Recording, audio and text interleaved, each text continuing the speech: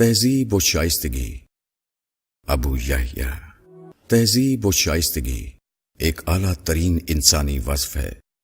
ہماری ثقافت میں لوگ ہمیشہ اس شائستگی کا مظاہرہ کرتے رہے ہیں۔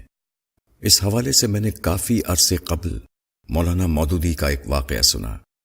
واقعہ یہ تھا کہ ایک دفعہ مولانا کے ہاں رات میں کوئی چور آ گیا۔ صبح ہوئی تو مولانا نے اپنی مجلس میں اس واقعے کا ذکر کیا، لیکن جہاں کہیں چور کا ذکر آیا تو انہوں نے چور صاحب کہہ کر اس چور کا تذکرہ کیا۔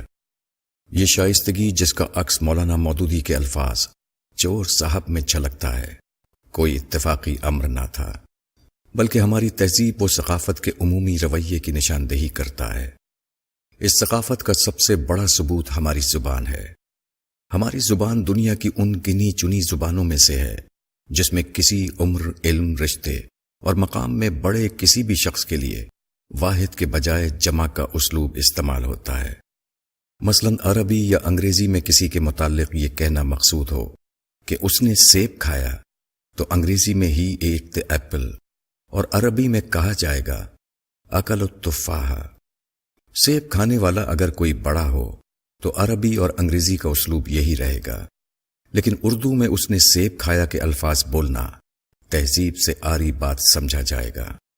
صحیح جملہ انہوں نے سیب کھایا ہوگا۔ بدقسمتی سے ہمارے ہاں اب یہ تہذیب ختم ہو رہی ہے۔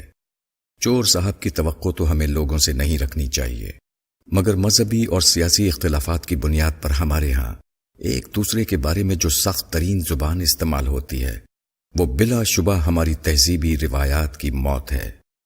جو لوگ یہ کام کر رہے ہیں وہ نفرت کے بیج بو رہے ہیں۔ یہ بیج جب درخت بنیں گے تو درندگی کے وہ کانٹے اگائیں گے جن کی فصل آج ہماری قوم کاٹ رہی ہے۔